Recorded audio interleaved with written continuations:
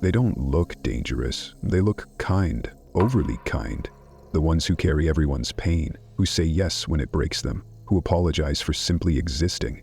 They're the emotional first responders of dysfunctional systems, partners, friends, children, trained by life to survive by disappearing. But Jung saw what most people miss. When an empath sacrifices themselves for too long, they don't just suffer, they change. He called it one of the most disturbing psychic inversions he'd ever encountered, the empath martyr complex. This isn't just about being too nice, it's a deeper fracture, a soul that survives by erasing itself, a person who doesn't just feel for others, but forgets how to feel as themselves. And when that pattern goes unchallenged, something terrifying unfolds. They begin feeding on their pain, worshiping their wounds, staying loyal to the very people who break them. In this video, we're diving into the dark psychology of the empath martyr, why some empaths unconsciously need to suffer, how sacrifice becomes emotional self-harm, and why Jung believed this pattern could either fracture the self or awaken it. We'll expose the toxic dance between empath and narcissist, reveal how kindness can become control, and decode the ancient archetypes Jung saw operating beneath it all. By the end, you won't just understand the empath martyr complex, you'll understand why Jung considered it a psychological time bomb. And you'll see how real liberation isn't about feeling less, it's about finally feeling without disappearing. So the question isn't, is empathy dangerous? The real question is, when you give everything to others, what part of you survives?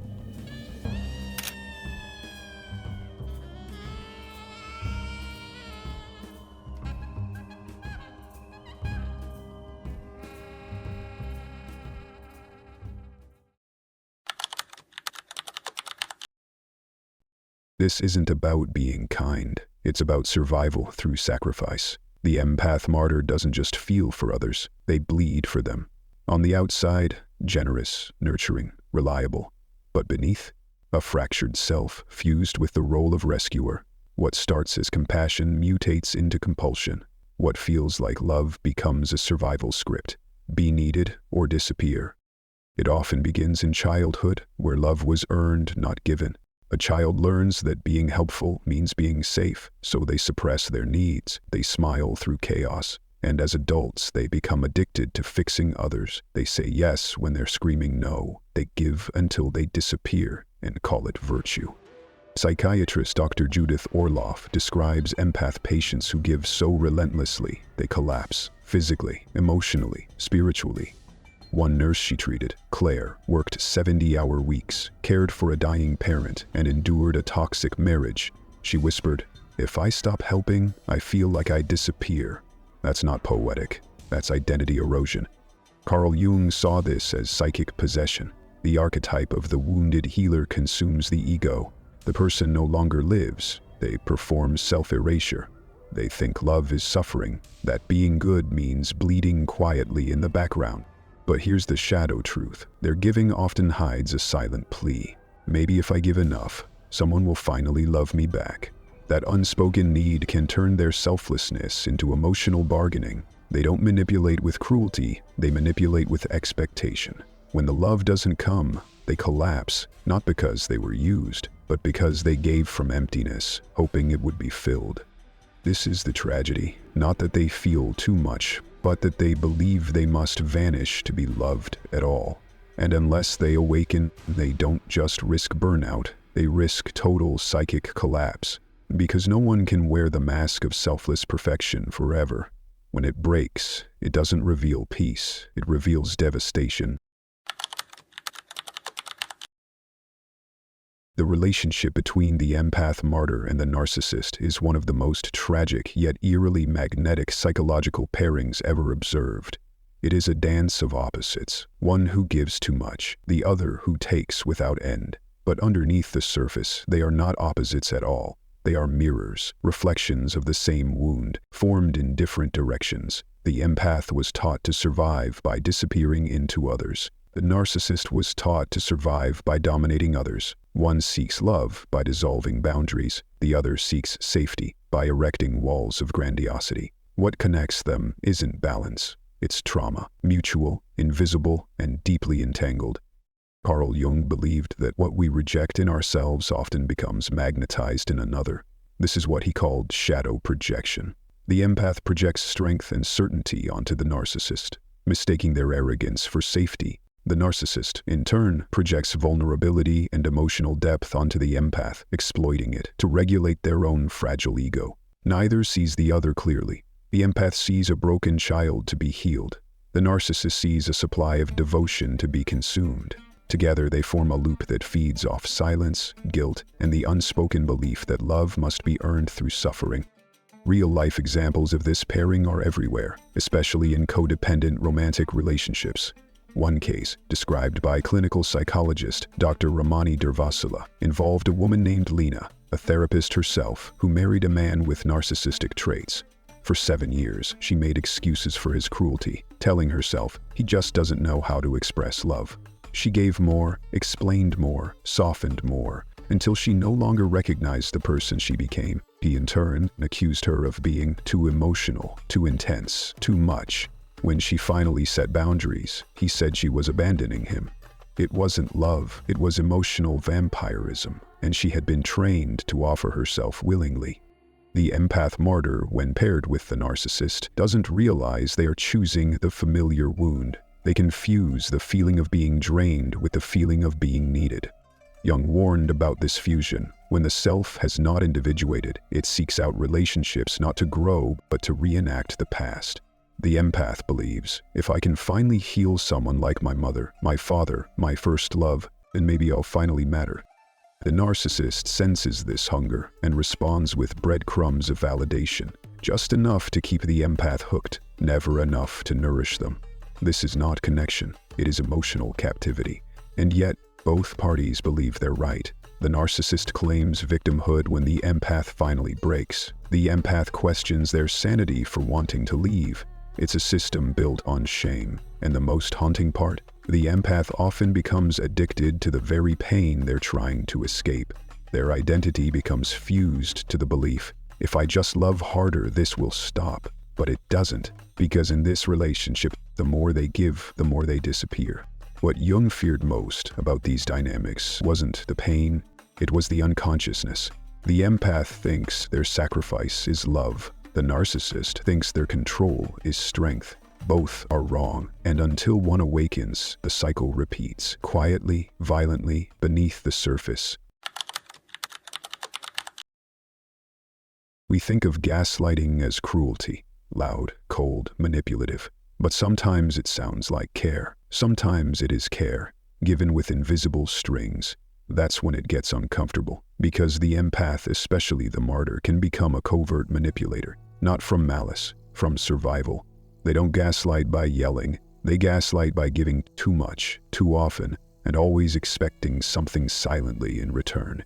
Psychotherapist Terry Cole calls this high-performing codependency, people who seem endlessly helpful, but control through overgiving.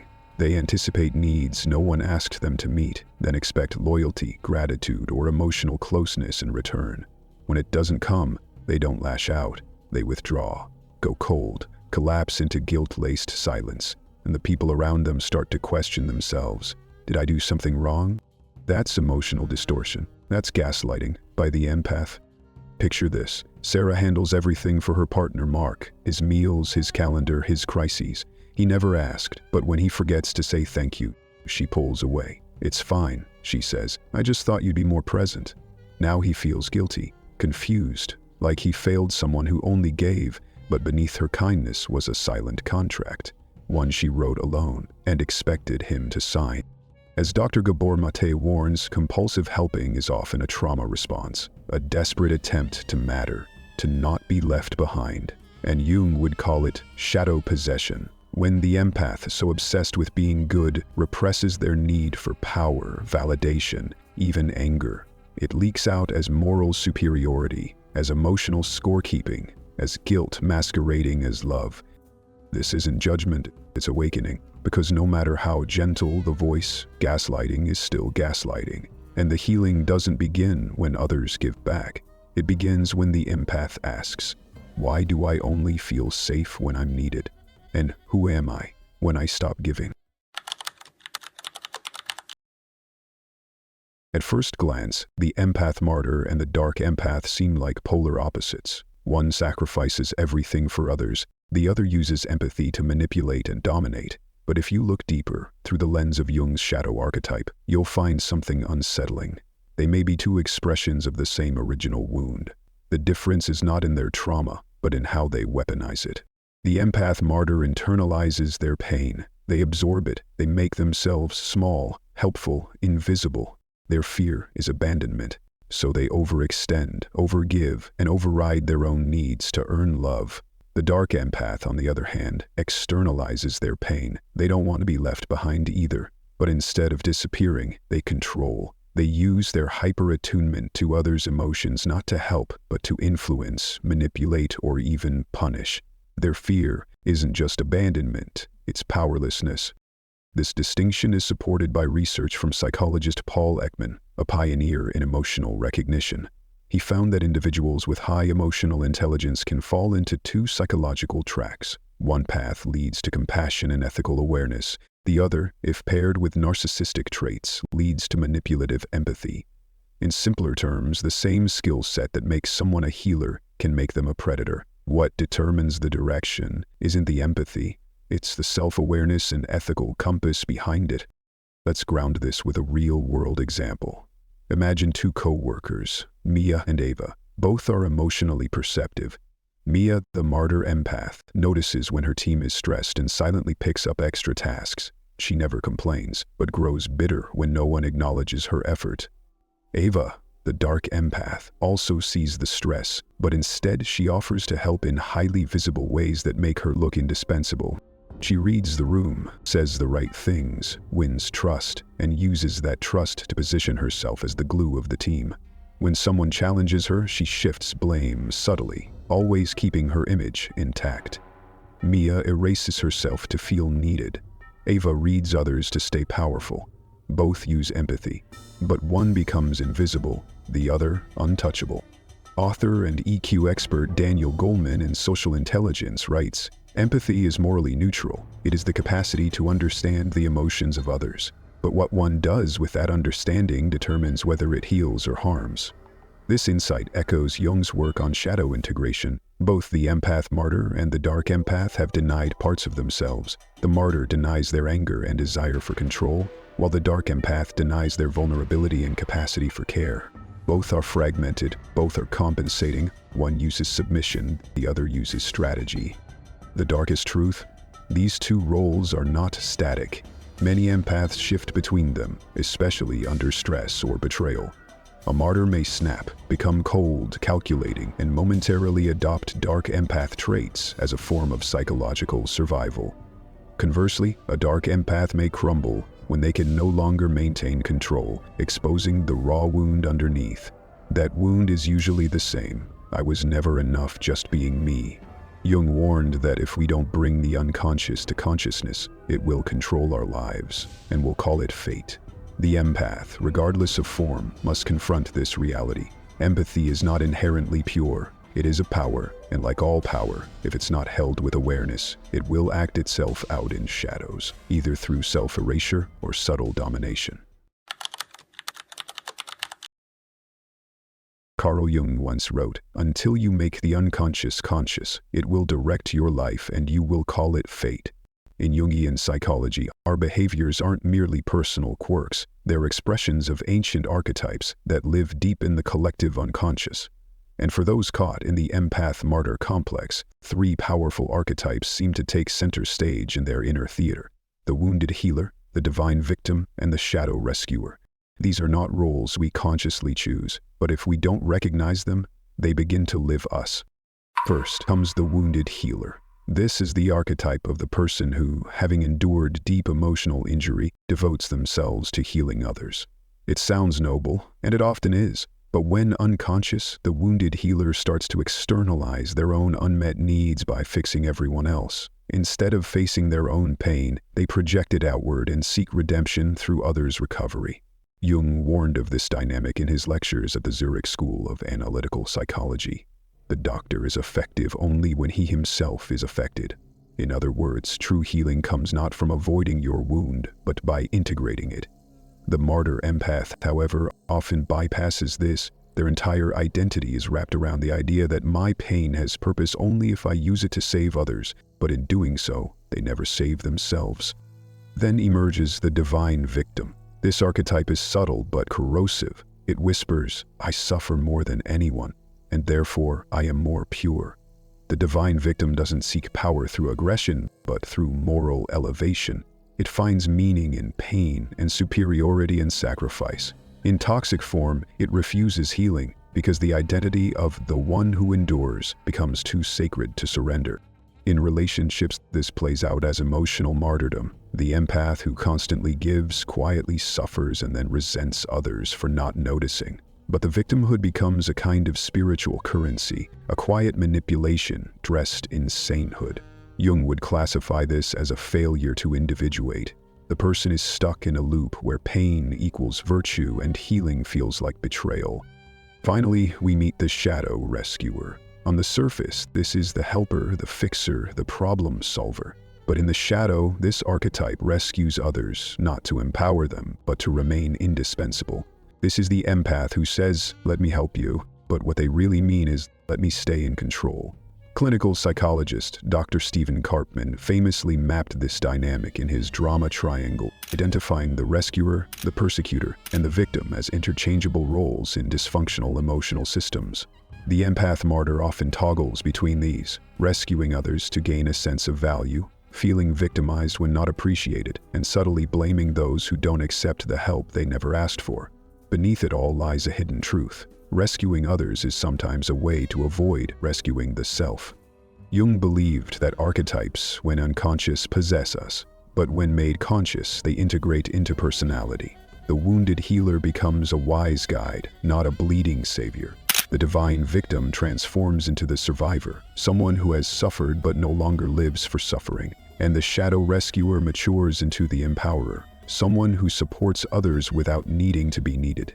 The tragedy of the empath martyr is not that they feel too much, it's that they've never been taught to hold their power without hiding it behind pain. But within each archetype lies the seed of transfiguration. The goal is not to discard them, but to evolve them. To move from unconscious enactment to conscious embodiment, from being lived by the archetype to living through it with awareness. Carl Jung didn't fear empathy.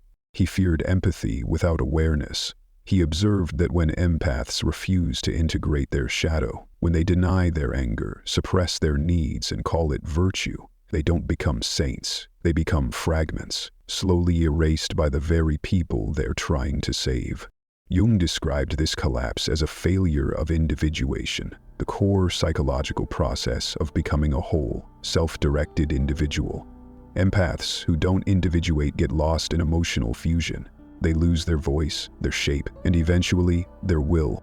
But the collapse isn't random. It follows a pattern Jung saw again and again: repression, exhaustion, and breakdown. First, they stop setting boundaries. Then they stop expressing truth. Finally, they stop recognizing themselves. His warning was chillingly clear: every light casts a shadow, and the brighter the light, the darker the shadow. The empath's refusal to integrate this shadow doesn't make them pure. It makes them vulnerable to exploitation and capable of covert manipulation. But Jung also witnessed a transformation. When the empath chose to confront their shadow, to own their rage, their disappointment, their desire to be seen, something powerful happened. They didn't become cruel. They became clear. They could still feel deeply, but without being consumed. They could care without collapsing, and they could love without needing to be needed. Jung's final insight: wholeness is not achieved by cutting off a portion of one's being, but by integration. If the empath awakens, they become dangerous, not to others, but to the systems that once fed on their silence. The empath martyr doesn't need to harden, they need to awaken. Because here's the quiet tragedy. When you spend your life absorbing pain that isn't yours, you slowly forget where you end and others begin. And one day, you look in the mirror and realize you've become a shape carved by other people's wounds. Jung warned us, what you fail to bring to consciousness will appear in your life as fate. That's not a metaphor, it's a map. Without shadow integration, your empathy becomes a cage. You're kind, but exhausted. loving but invisible, always needed, never seen. But there's another way, a clearer, quieter path that doesn't ask you to stop feeling, but to start choosing. When empathy is no longer about self-erasure, but about sovereignty, everything changes. You speak truth, not just comfort. You give with precision, not compulsion. And for the first time, your love includes yourself. 3 truths remain. First, empathy without boundaries will dissolve your identity. Second, martyrdom isn't noble. It's emotional self-abandonment dressed as virtue. And third, the moment you integrate your shadow, your empathy stops being a weakness and becomes your greatest form of intelligence. If something in you recognized this, not just understood it, but felt it, then subscribe. Because the world doesn't need more broken empaths. It needs more awakened ones.